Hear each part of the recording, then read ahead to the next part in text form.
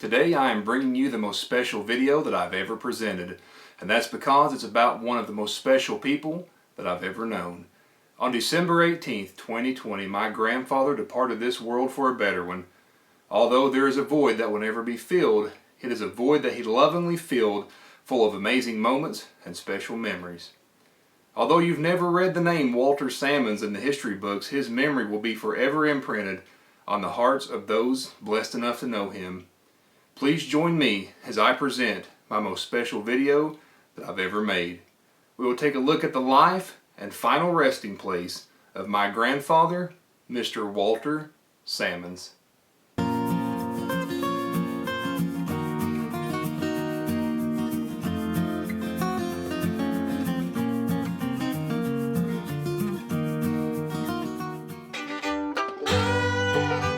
Born December 2nd, 1932 in northeast Kentucky, Walter Sammons came into this world, as most did during those modest times, as a simple country boy. An era of a time gone by, this area of Kentucky lacked the modern conveniences that are taken for granted today. Stories and folk tales that now seem to only be told through the books written about early 1900s Appalachia were realities to young Walter, better known as Watt. When reading and studying the realities of life during the early 1930s in northeast Kentucky, it can be hard to visualize. Watt Sammons would speak about his life with a smile, not with self-pity. There was always a certain charm that he had, and the unique way that he could convey a story would seemingly transport you to a time gone by, especially when he discussed his early life and his childhood memories. Even though now we were poor, but we didn't know it because everybody else was the same way. You know, the whole community is the same way.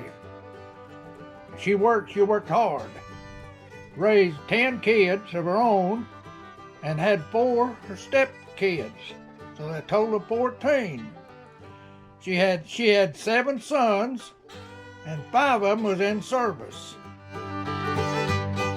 He was born to Dewey and Florence Sammons, and would speak fondly of both of them, normally with a smile. Florence lived several years longer than Dewey, so naturally I would hear more about her. I recall many times hearing the stories of country living and just how they would survive from year to year. A lot of times this year's crop would have to get them through the winter. Canning and other preservation methods had to be employed in order to accomplish such tasks. Dad fixed a shed like outside to can, and they bought a big pressure cooker, big pressure canner. It would hold 14 quarts, 7 and 7, and she was afraid of it. Well, I was a big old boy. I guess they're going to sacrifice me, but I learned to can with that. Well, they'd get the beans and whatever was a canning ready, and I would build a wood fire, or coal outside on an old stove, and I would can that. And I still have that canner today. And she'd made something, I don't know, maybe a cake or something. But I said, Mother, I'd like to have that recipe. So I got me a paper and a pencil. She said, well, just take flour and just pour so much in a cooker or, a pan. I said, well, just pour some out of the bag. I don't know how much. I said, well, what else you do? Well, you just get a handful of this and a dash of that and a shake of this, a pinch of this. I just folded it up and stuck it in my pocket. So I found out when I started cooking a little bit now, it's hard to measure. That's about true. That's the way the old timers used to do. They didn't measure nothing. They just knew. And they learned it, I guess, the hard way, but anyhow, they knew. I can remember my grandfather telling me the story of when he received a pair of gloves as a gift, and no doubt a great gift during those times.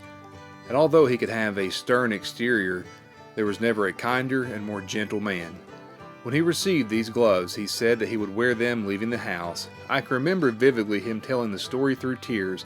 When walking to school, he would take them off, put them in his pocket, because the others walking with him didn't have gloves.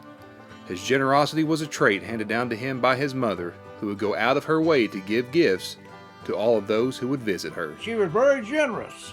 If somebody come, I mean, she had to give them something when they left, and normally it was something that she'd canned, preserved.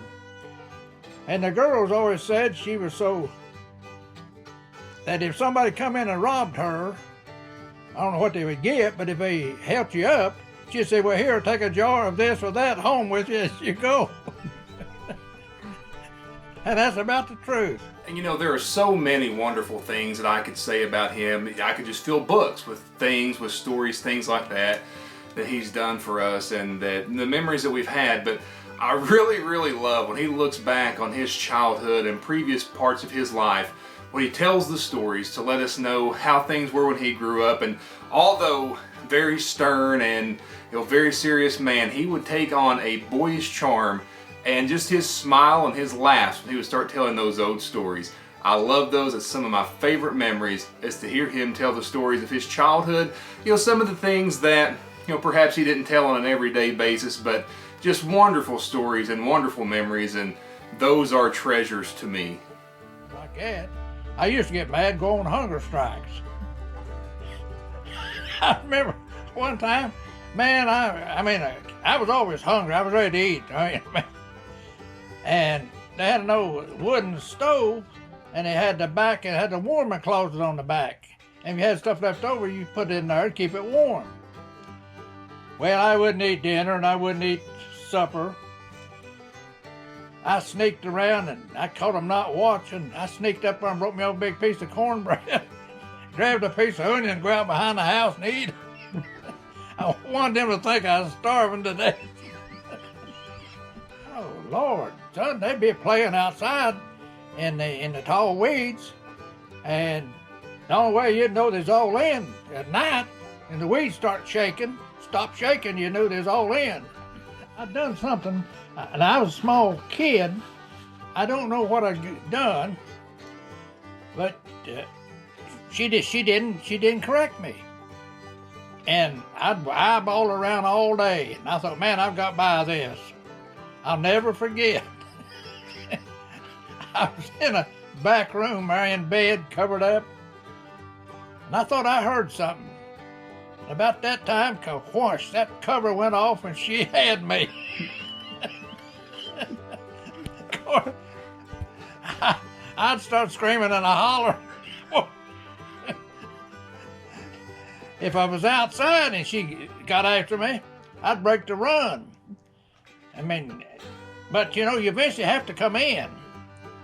Well, we had a brooder house. We'd buy baby chicks in the spring and put them in the brooder house, and then they got big enough, we'd transfer the laying chickens to a brooder or a laying house. It's a pretty good sized building. And we had eggs. We sell eggs. Mother would take a basket and go to the stores, swap them for necessities. Had plenty of fried chicken. Got started young, we still love chicken. But anyhow, we finally quit raising them chickens, so we cleaned out that old boy house, scrubbed it out. And see, back then you could come up with all kinds of old iron beds. They'd be valuable now. And we must have had 4 or 5 beds fixed up in that boy house. And me and Elmer Dilmer would stay in there, and we had 3 neighbor boys. They'd come and stay with us, plus 2 more in another family. So there'd be times there'd be 8 of us in there, and we'd stay in there. It come up that fall. Well, it wasn't a window, it was an opening, but they had this kind of a plastic like over it. But we had, some way we come up with one of these big double cola or RC cola or Pepsi. One of them big signs, I guess it was donated to us by the Pepsi company, even though we got it off of a building somewhere. But we put it over that window. So we found this little stove, and we come up and then cut a hole in that and run the pipe through that. And we stayed in there the whole winter. We'd build us a little fire. Man, we'd have covers on it you couldn't hardly turn over. When Watt became of age, Uncle Sam came calling. He was drafted to the U.S. Army. He was assigned to an anti-aircraft unit where he would use Pythagorean's theorem and trigonometry to perform his duty, which was not bad for a boy from northeast Kentucky. Watt never felt like the military ever owed him anything. He always said that he was provided 3 meals every day and more clothes than he ever had in his life.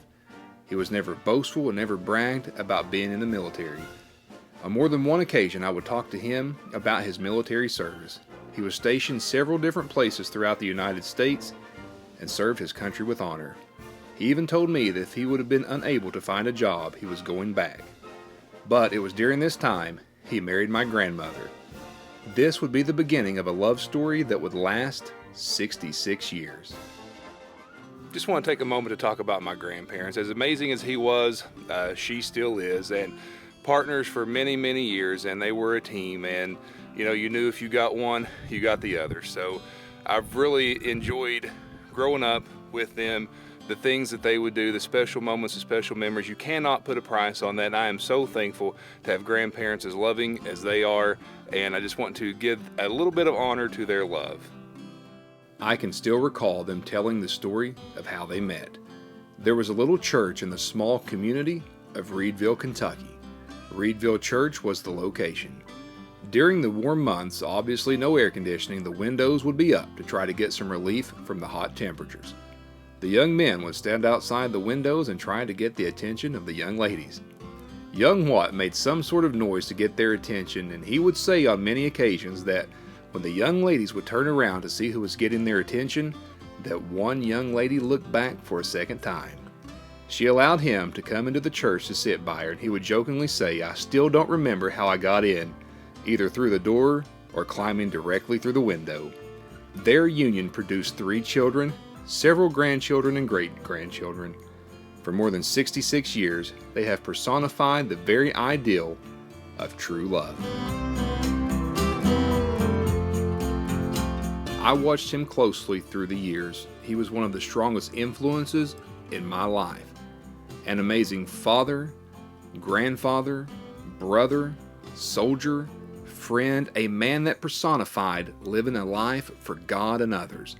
The creed that he always followed was you serve God by serving others.